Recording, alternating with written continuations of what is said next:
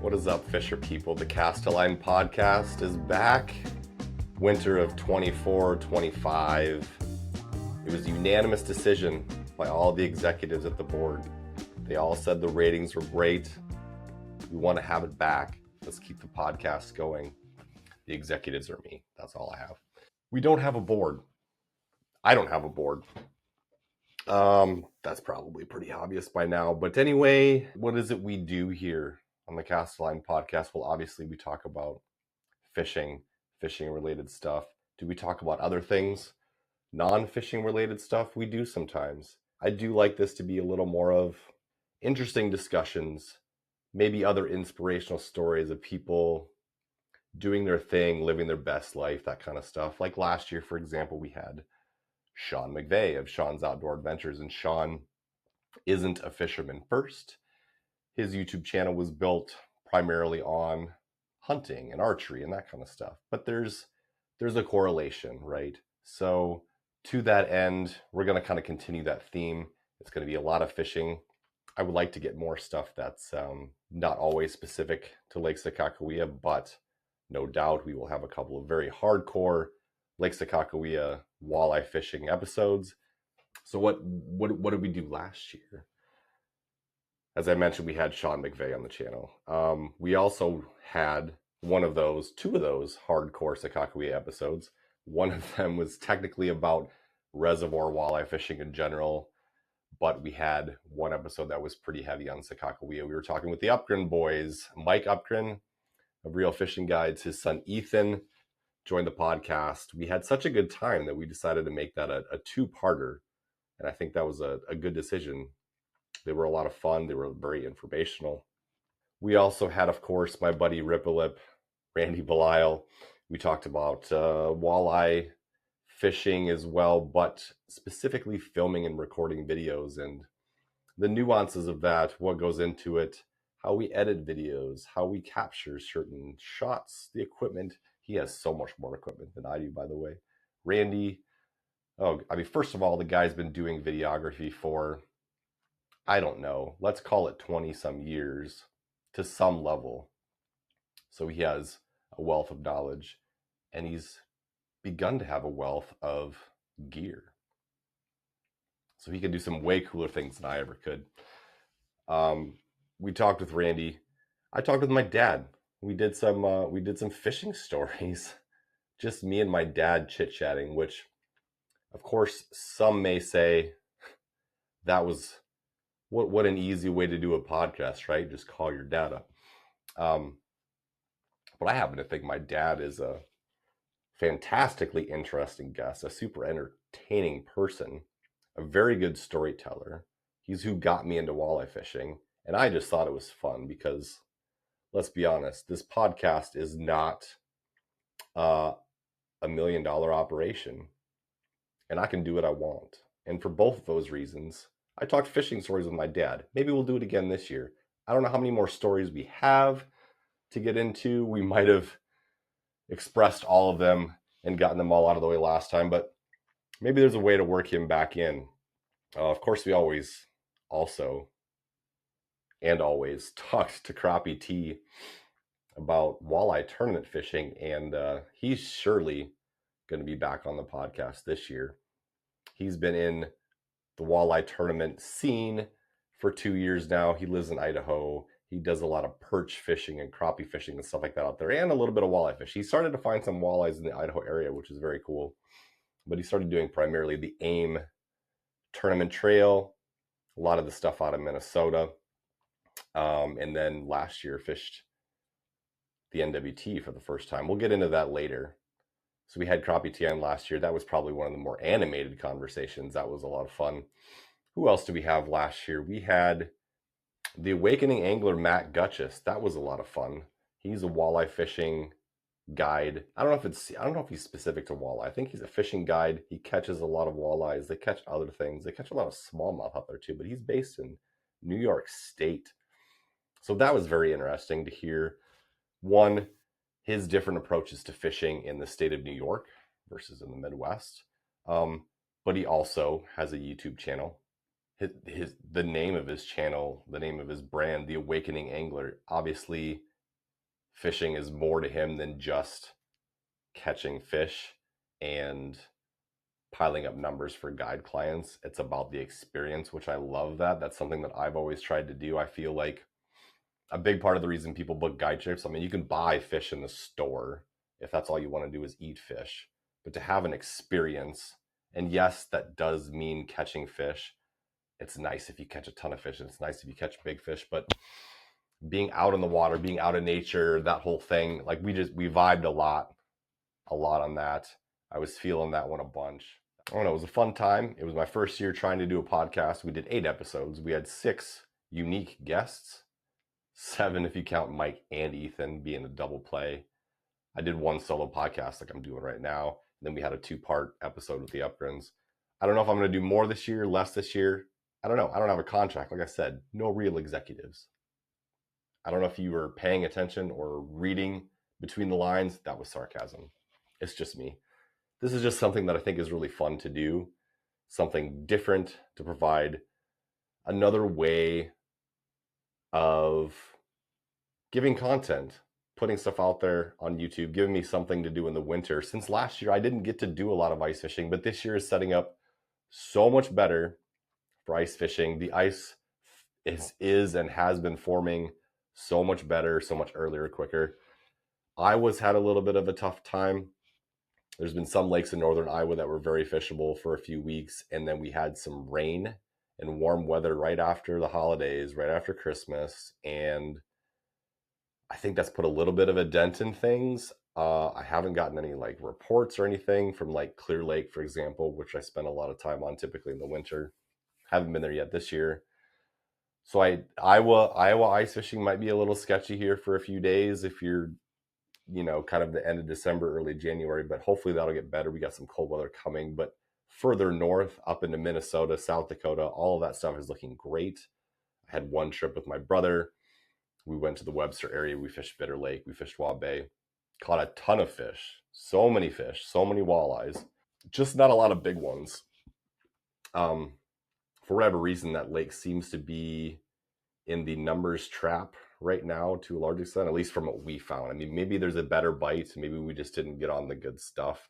But it's been 2 years in a row, basically 3 years in a row, I think, where primarily we're catching smaller fish. The other years it was like 12 to 13 inches, and this year they were a little better on average. I would say the average fish was probably 14, sometimes 15 inches.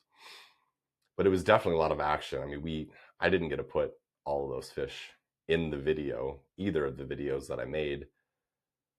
We probably caught more than double the amount of fish that actually made the video. So action-wise, it was phenomenal. Those fish were hungry.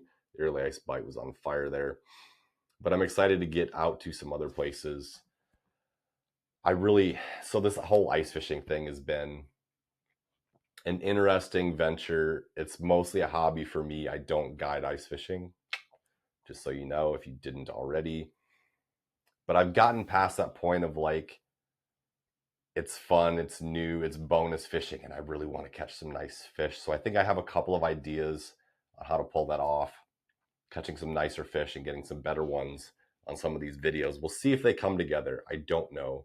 I have less confidence in my ice fishing skills than I do in my open water skills, certainly. But I'm going to see if some of that stuff pans out. So that's kind of what's gone on so far here in this winter season. I kind of want this first podcast to be a little bit of a recap of last year, reinforcing the themes of what it is we do on this podcast, and then looking forward to what we're going to do in the podcast this winter, as well as what does the next season look like for videos, for guiding, and all that kind of stuff, and what's going on in Sakakawea, obviously. So to recap 2024, let's start with what fishing was like out there guiding out on Lake Sakakawea. It was, I don't know, worried is the right word, but trying to figure out what the heck was going on and wondering if it was specific to Sakakawea. And then I started talking to people from Devil's Lake and talking to people from Minnesota. And it definitely seemed to be kind of a Midwest across the board thing. It was just such a weird start to the season in the sense that the ice came off fairly early. We had some warm weather early, and then the spawn was I mean, those fish on Sakakawea are almost like clockwork when they start to lay eggs in that first week of May. And they were about a full week ahead of time this year around. So the spawn was earlier. And then you would think we're going to have a really early start to that post spawn bite. And then we just got a bunch of cold weather. June was so cold. And I knew how much that warm weather dictated the post spawn spring bite. I didn't know exactly how powerful it could be until this year. And as cool as it was, it just took so long for those fish to get revved up. And it was kind of a grind. That was the toughest June that I've ever seen anywhere. And I don't think it has much, if anything, to do with the populations of fish. I think the fishery is in great shape. I think it's extremely healthy. Their metabolism and hormones just didn't kick in to get them firing. So it was a grind out there, and it didn't really turn on until July. The 4th of July weekend was kind of when things started to take a turn, and it started to feel like, quote, normal peak time Sakakawea. And then for the second year in a row, it happened a lot earlier 2 years ago when the fish started moving deep, because 2 years ago it warmed up so incredibly fast. It was like the second week of June we started fishing 30 plus feet of water already. That was a huge, absurd anomaly. And then last year we didn't have to do that so quick. And I kind of thought, as cool as it was, I'm like, oh, we're going to be fishing 10 sub 10 feet of water, all the way into the end of July, but that did not happen. So what was happening in the spring was that there was a lot of fish scattered in a lot of different depths because there wasn't any warm surface temp shallow water anywhere. So they could be anywhere at that point. It's kind of like a pre-turnover situation in fall. The fish just keep getting deeper and deeper and deeper looking for oxygen. And then once turnover hits, all of it's the same temperature, same oxygen content, and they just spread out everywhere. And that's kind of what the spring started like. It was very interesting. It was very weird. But then as we got into August, it didn't seem like the water was all that warm. But again, I think the whole water column was very equal all the way up and down. So there was fish in a lot of different depths, but a lot of them moved fairly deep, and they always go wherever the smelt is, and the smelt wanted to be deep. So for 2 years in a row, August forward, we were fishing a lot of, for fishing for guiding purposes, for keeping purposes, it was a lot of 40 feet of water stuff. And it got to be the point where sometimes 50, 60 feet was the thing. And of course, as I talk about in my videos, like I had a hard time making videos this year, late summer into fall, because I just don't want to fish that depth of water a lot, because ethically speaking, you don't want to catch more than your limit of walleyes in that depth, because so many of them are going to die from barotrauma. So you got 5 fish to play with in a video. And it's like, how much can you really do? I was trying to get super creative with what I could do with videos. But that was a challenge for sure. I made some multi-day videos to do some more storyline theme-based stuff, kind of showing progressions of the season and things, because then you could have more fish involved that way if you had multiple days. But then fall was so warm, October was so warm, and we kind of missed out on what I would consider a normal fall bite. Like, we had a fall bite, we were catching fish, but there were still so many fish in 40 plus feet of water, even up to the last day I fished, which was like November 9th, November 8th, something like that. Not a lot had really changed. The fish were still like, you could see a lot of shallow fish that didn't bite very well. And if they did bite, it was usually the small ones. And if you wanted to catch nice fish, most of them were 40 to 50 feet. That's just the way it was.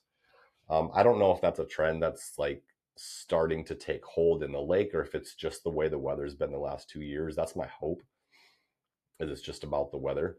But that's the way it was. And then the other thing that we had in 2024 was we had the NWT at our lake, on Lake Sakakawea again. I think the last time it was there was 2019, if I'm thinking right.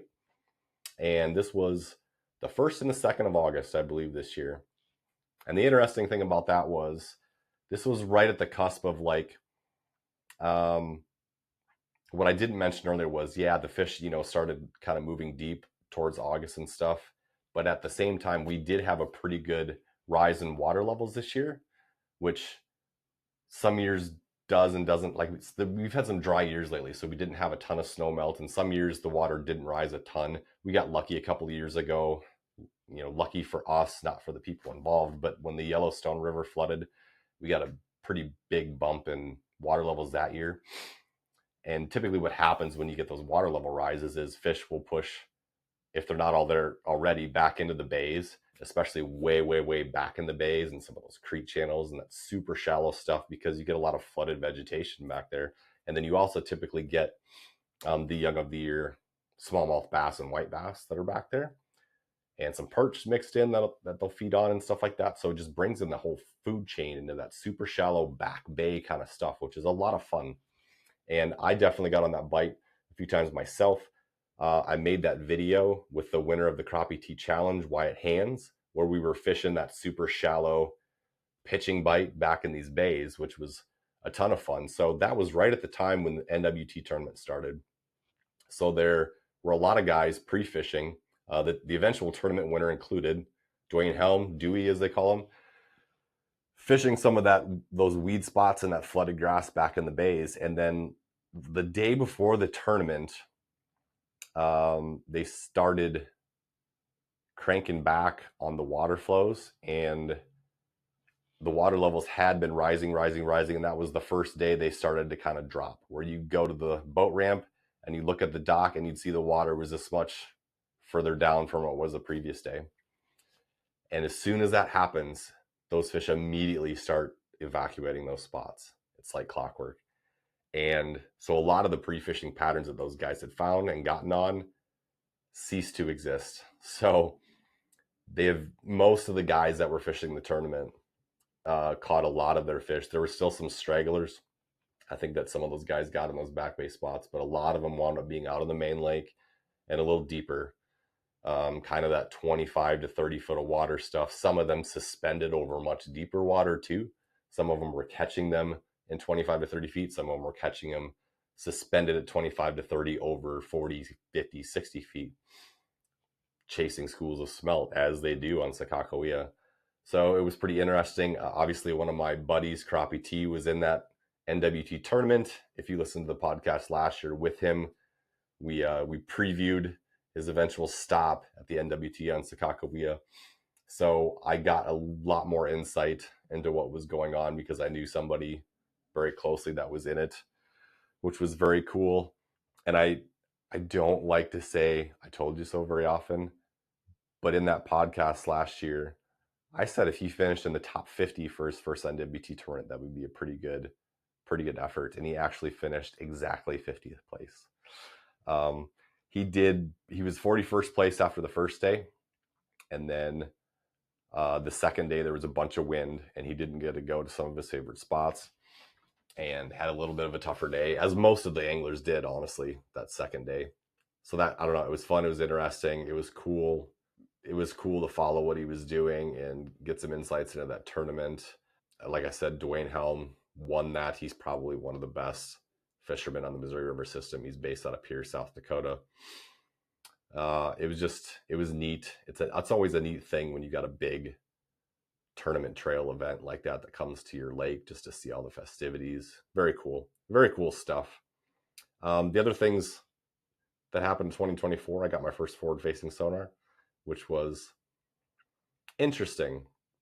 In terms of implementing it and using it, I had some trials and tribulations, but also learned a lot of new things from it. I do enjoy it to some extent, but it's a very different way to fish if you're using it properly. It requires a lot of screen watching, a lot of actively handling and manipulating it, chasing fish, keeping them on the screen. If you're using it right, it's very different and very energy intensive. So also to that effect, it was the first thing that I've ever done that was like super controversial in videos, and the first time that I got comments to the effect of like, I'm sorry, but I have to unsubscribe to your channel because I can't watch another forward-facing sonar video, that kind of stuff. Which I'm not the only person experiencing this, obviously. It's been, there's been some bass tournaments that have started banning forward-facing sonar. I haven't heard as much of that happening on walleye stuff, but I have heard of a few like smaller sort of invitational tournaments or charity tournaments that did ban it for their tournament. I don't know where that's all going to go in the future. But as far as myself, like I made a lot of videos that were very, very involved with forward facing sonar last year because it was a new thing for me. It was a new toy. I'm playing with it. I don't expect to make as many videos this coming season that are like featuring forward facing sonar as like the star of the show, if you will. I do plan to continue using it, but I don't know how many videos it's going to be very obvious that I'm using it. I do kind of like having that sort of picture in picture thing where you got your forward facing sonar and you got what you're doing and kind of watching fish react to it. I think there's a lot of neat stuff to do with content that way. Also takes a lot more time for me to edit when I'm doing that kind of stuff. So those videos are very time intensive and challenging. But yeah, I don't know. I probably won't make as many videos that focus on it, but I'm going to use it. So hopefully whoever wants to watch will watch, and whoever doesn't have to. That's fine. I also fished Idaho and Oregon for the first time. Flying out there, fishing with my buddy Crappie T. We fished Cascade perch one day, which was ridiculous. Those perch are so incredibly big. It's insane. And we didn't even catch some of the super hogs. I think our biggest was 15 and a quarter. He routinely catches 16s and 17s and has had a couple that were 18 inches. So there's even bigger to be caught out there, which just blows my mind. And then the crappie fishing in the middle of an Oregon desert reservoir in a canyon was just that was something else. So I don't know if you haven't watched those videos, if you want to go check those out, that'd be great. It was something different. It was a lot of fun. I appreciate and I'm thankful to Crappie T for bringing me out there and giving me those experiences. And I also ice fished Lake Sakakawea for the first time last year. I had one video. I fished one day and made one video. We did fairly well. Ripple Lip, Randy and I, what did we catch? 6 walleyes that day. A lot of them in the afternoon, kind of in that 2 to 4 o'clock hour. We started seeing more fish come through after sunset, but they don't seem to bite very well after dark on Sakakawea, and ice fishing wasn't very different from what I've experienced on the boat. That sunset bite can be very good, but once the sun goes down, it just seems like maybe there's another feeding cycle that comes around, later in the evening, 8, 10, 12 o'clock, who knows, but it's not something I've really tried out there too much, but I hope to do some more of that this year. I might go up there for a more extended stay, maybe ice fish several days in a row and give Sakakawea a really good hard look on the ice. That's something I'm thinking about. But as far as the podcast, what's coming up in the podcast this year? I don't have the whole thing flushed out and scheduled out. This is going to be the first episode. Just me and you flying solo. And then I'm talking with Brandon Van Dusen. If you're in the North Dakota area, especially in Minot, or if you fish Sakakawea and other lakes, you may or may not have heard of him. He's kind of an up-and-coming tournament trail angler. He's done a lot of AIM stuff. He's had some decent success with AIM, and then he fished the NWT as well for the first time this year when it was at Lake Sakakawea. So we talk a lot about what it's like to kind of get into tournament fishing, establish a sort of method of operating. How do you pre-fish? What are you looking for? How do you learn all these lakes? What do you do on tournament day? What's your plan? What's your approach? It's obviously would be really cool if I had the clout and the ability to talk to some of the extremely popular, professional fishing anglers and that kind of thing. But I also think it's really exciting to talk to younger people that are just up and coming, that are hungry, that are learning a lot, that are growing. That's the kind of stuff that I like, that I enjoy, which is great because I probably won't have the ability to talk to like the Al Linders of the world and that kind of stuff, at least not in the near future. So that's coming up. I'm also going to be talking to John Adams, Big John's Guide Service out of Devil's Lake for the first time. He's been guiding on Devil's Lake, I believe, since 2011 and fishing it much, much longer than that. So that'll be interesting to kind of look at the other side of the coin, somebody that's got a lot of experience fishing a certain area and a lot of experience in guiding. I'm sure I'm going to learn some things talking to Big John. That's coming up as well. And then, of course, we're going to revisit Crappie T. We're going to break down his experience on the National Walleye Tour. Although, if you haven't seen it yet, my buddy Randy on Ripping Lips Adventures made the most amazing documentary of that experience, of Crappie T's experience fishing the National Walleye Tour for the first time. It's called Tour Level Tom, which is kind of a play on, if you're big into this walleye world, you've probably seen Tour Level Gold, which is a documentary series that follows several anglers on the National Walleye Tour, which is also phenomenal. And Randy, just being himself with a bunch of cameras, not having a crew and a team, did such a fantastic job of capturing that experience. It's one of the best fishing documentaries or fishing videos, period, that I've ever seen on YouTube. So if you haven't seen that, do yourself a favor, check out Tour Level Tom. I know, I'm trying to think, is it called just Tour Level Tom? I can't remember exactly what he named this thing. Maybe I should look it up for you, because, you know, that would be a nice thing to do. But it definitely has Tour Level Tom in the name, and it's just so good. Tour Level Tom / National Walleye Tour, a rookie experience. That's what it's called. So it's so good. It's a full documentary. It's 54 minutes. You're going to love it. It's not going to be a second wasted of your life, I promise you. So check that out. And yeah, so beyond that, Crappie T and I are going to discuss here on this podcast kind of how his whole tournament season went last year, especially diving deeper into that first National Walleye Tour experience and seeing whether or not he's going to do some more of that up in the 2025 season.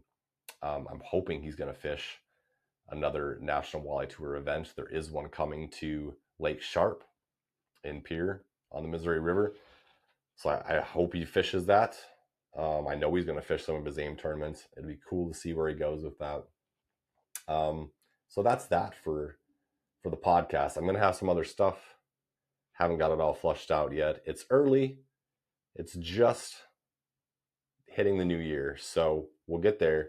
But what about the 2025 season, generally speaking? What do we expect for videos, for the bite on Sakakawea, et cetera, et cetera? So first of all, will I go back to Idaho and or Oregon? Crappie T has floated that idea. So I might be doing another trip out there. What we would do, I'm not entirely sure. Would we try to get on some walleye somewhere? The Columbia River isn't too far away. Would we have a chance to maybe try for some trophy fish out on the Columbia River, some walleyes? That would be awesome. Otherwise, the crappies that we fished for last year in Oregon are on the upswing.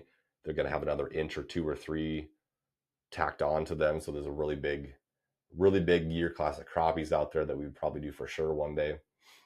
Haven't made any plans yet, but we'll see if that comes to fruition. And video wise, you know, last year I stopped at Mobridge for a couple of days on my way up. So I fished Mobridge area for the first time.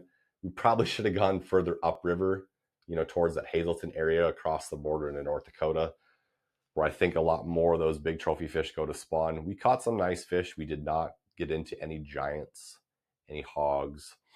And I also think we kind of missed the pre-spawn bite down in that Mobridge area because we were starting to catch some milking males on that last day and a half or so. And that kind of gave me the hint that it was over. So even if there were some big spawners down there, I think we missed that. But it was unique. I hadn't fished Mobridge area before. So this spring I would like to do something unique like that again before I head up to Sakakawea. You know, we floated some ideas around of whether it be doable to kind of run out to like a Green Bay or something like that if we can get the right weather, fish something big and intimidating for the first time ever. It would be an adventure for sure. We'll see what we can bring together for that. But to bringing it full circle back to Sakakawea, what do I expect in the 2025 season? I do think last year was an anomaly. I wouldn't expect last year to be normal. If we get some reasonable weather again this year, I think things are going to be as good as they've been the past several years. It did sound like the Game and Fish was indicating last year that we had such a great post-spawn bite with that heat 2 years ago. A lot of the 18, 19-inch fish had been taken out of the system at that point. But at the same time, this lake grows fish so fast. And last year we had just a ton of 15-inchers, which are going to be 18 inches this coming year. So I would expect a really healthy class of 17 to 19-inch fish. We still had a pretty good number of larger fish roaming around last year. If we get more reasonable weather, if we get just a good warming trend, just like a stable trend to get the post spawn bite going, but not supercharge them down to 40, 50, 60 feet right away in July, like we have most every year at Sakakawea, I think things are going to be amazing. I think it's going to be great. We've had a really good run of Sakakawea for all of the years that I've been guiding, really, and there was really good years, the 2 or 3 right before I started guiding. I mean, it's just an amazing fishery. It's such a huge body of water, being a river system. We have natural spawning. They don't have to stock Sakakawea. They have been stocking the east end of it a little bit, not last year, but the previous 2 or 3 years, because there was fish not hanging around on that end of the lake. But last year I was finding tons of numbers all of a sudden, I think because of the stocked fish, most of them being in that 14, 15, 16-inch range last year. So if those fish stick around, the east end might be extremely good. So I'm based in Garrison on the east end. Last several years, I've been doing a lot of driving to the Deepwater Bay area, to the Van Hook area, Newtown. We might not have to do as much driving this year. If those fish stick around, there was a ton of fish around there all late summer into fall, and they're going to be 17, 18, 19 inches on average next year probably, which would be great. So there could be some really good fishing on the east side. So there's a lot of positive things going into next year that, you know, could be good for fuel and mileage on my vehicle, as well as just fishing for clients in general. So obviously, again, for me to say I expect a great season, you know, a lot of people are going to say, well, of course you're going to say that, but I don't really have a lot of reasons to say anything else. I don't have a reason to believe it would be anything else, because Sakakawea has such a track record. So you don't have to take it from me. You can take it from all the other fishing reports, all the other game and fish reports, all the past season reports from my website. I mean, if you're familiar with Sakakawea, you know how prolific that fishery is, and I don't expect next year to be a lot different, so long as the weather is a lot more normalized than it has been, you know, over the last couple of years, which made for some strange patterns. It'd be cool to see a more normalized season, some more normalized weather. Either way, it's going to be a lot of fun. I love doing what I do, and in the more near term, I love doing this podcast. This has started to be a lot of fun for me, so stick around. There's going to be more episodes coming. I'm going to try to get one out every week if possible. I don't always get stuck to that schedule, because if I wind up going to do some ice fishing and I got to post some other videos, it's a lot to do for a single YouTuber. I do what I can. I hope you know that. Stick around, stay tuned. Check out the next video. I appreciate you watching. As always, thank you so much. Later, fisher people. I guess one of them was technically